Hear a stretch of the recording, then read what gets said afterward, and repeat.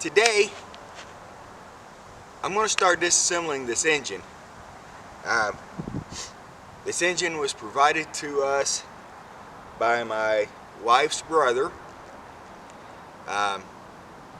It came out of a late 70s, early 80s car.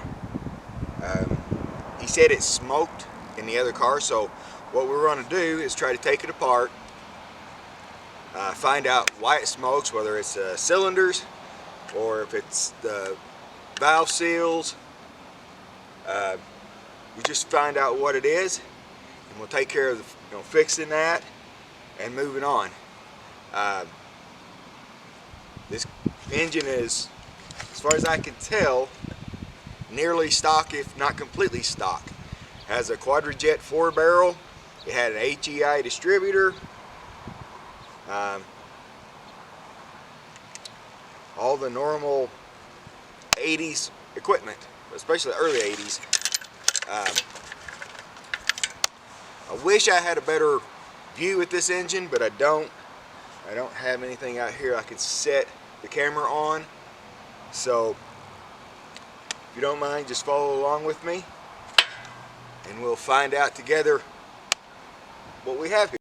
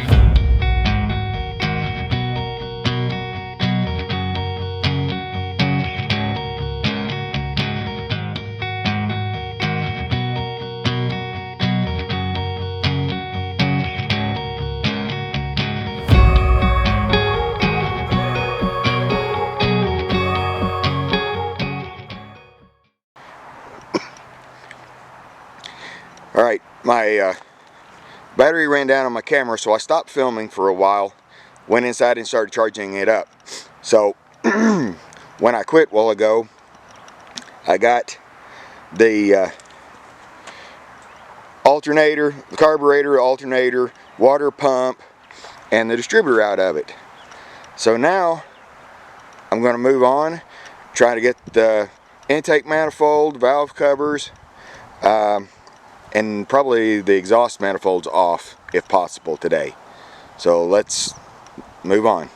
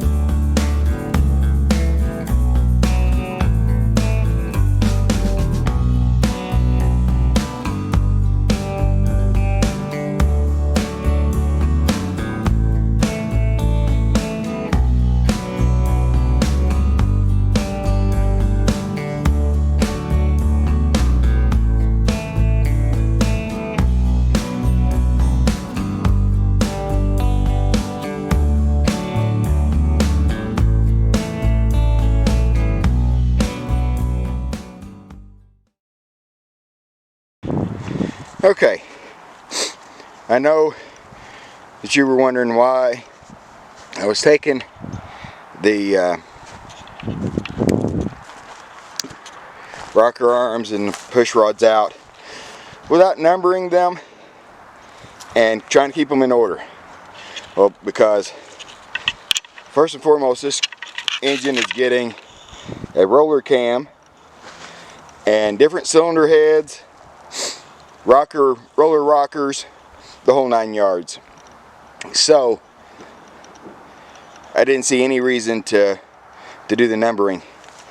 But here's another thing that's interesting on this engine. If you look at this cylinder head, and if you were watching, it was taking me a bit of time to get those rocker nuts off.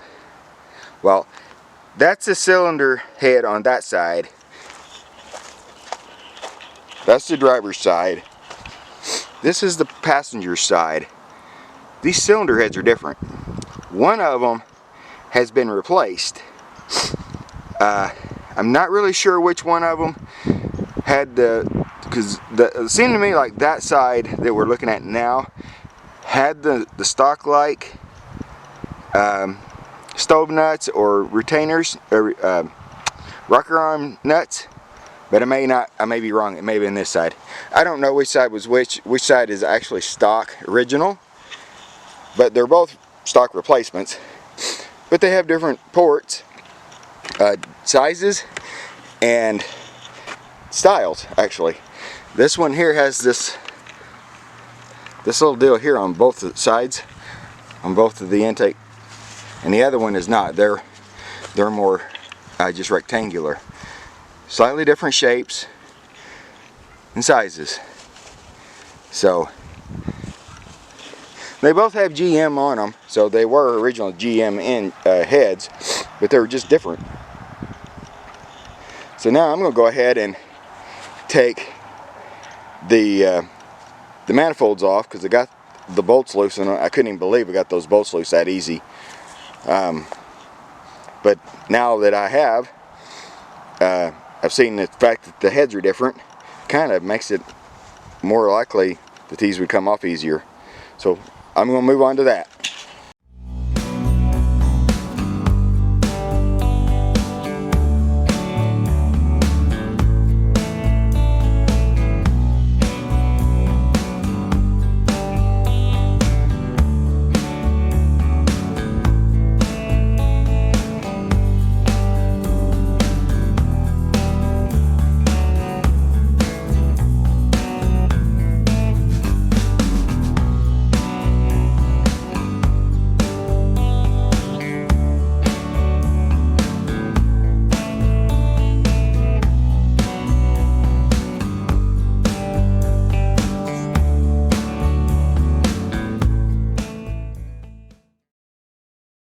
Alright, there's the cylinders. All the pistons are dirty as hell. Look like this is certainly burned oil, so my brother-in-law was right, it smoked. But I think that's all I'm going to do for right now. We'll come back later. Okay, off camera, I took the other cylinder head off, and I took the transmission loose from the back of the engine. I haven't done much else. I pulled the lifter out here and there, but I've got the engine up. I'm going to go ahead and take off the front pulley, but I don't have a harmonic balance puller, so I'll have to come back and do that later. I'll take off the flywheel and motor mounts, drain the oil, and we'll go from there.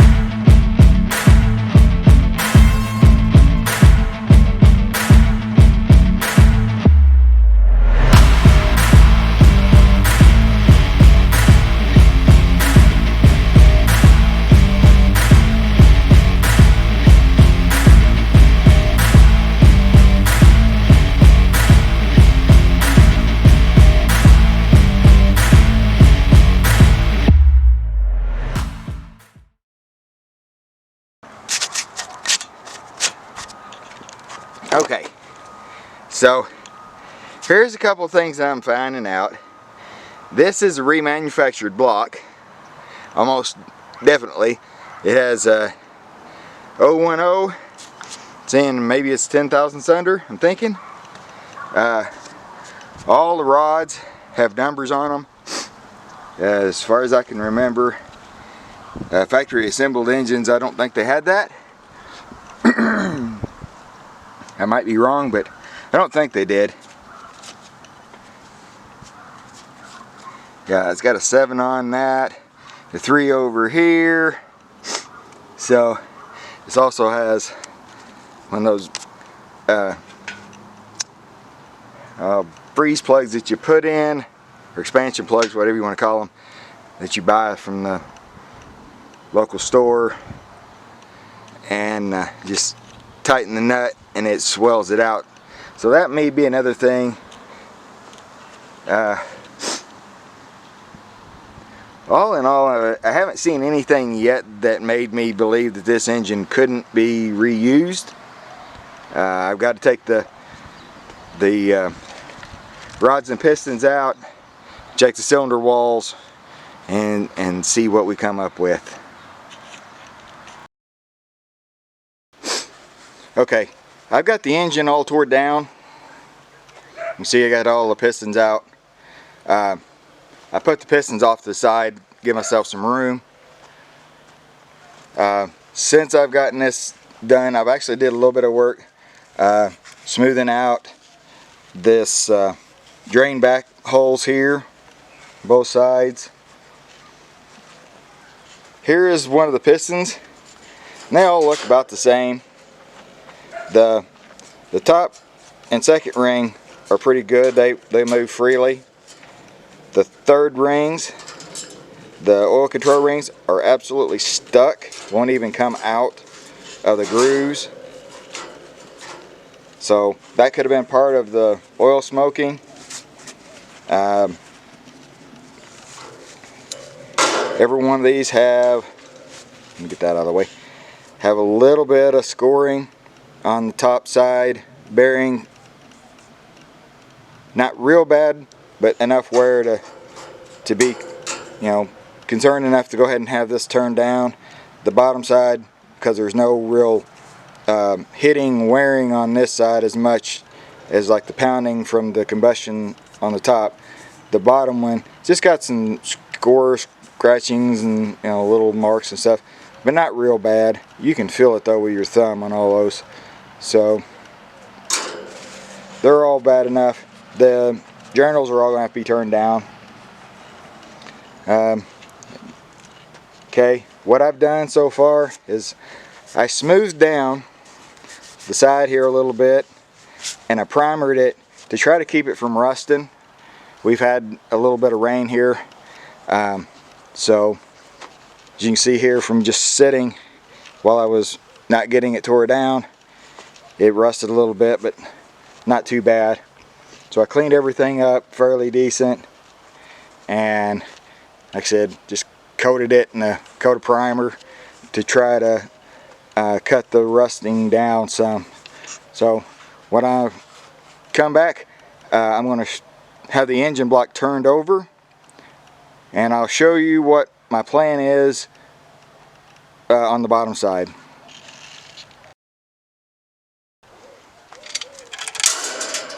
Alright, as you can see here, unfortunately some moisture got to this and they're going to have to be turned down. They already had a score marking on them and stuff anyway, but not too bad. I did a little bit of just smoothing out the casting ridges here and all the way across here, just to kind of take those stress risers off. Nothing serious. The thing I'm going to do, I wanted to show, was right here in this oil passage. I'm going to open this up a little bit, only a small amount, and take the sharp edges off of it. That way, this is where the oil pump mounts, and when the oil comes, you know, through the pump and out here, it'll just get a little less restriction and hopefully give it a little better flow. Okay, there's the oil port opened up. The whole area I smoothed out and just made it a little bit better, hopefully. I took the ridges off the outside of this.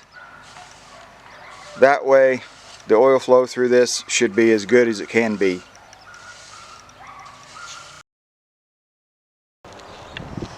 Alright guys, that's all for this video.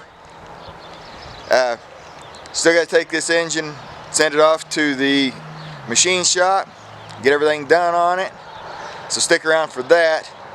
But the next episode, we're going to get back on the car and finish up the rear suspension.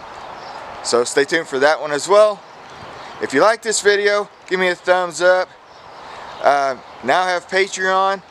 Please support me on that. If you haven't subscribed, please subscribe, and I'll see you in the next one.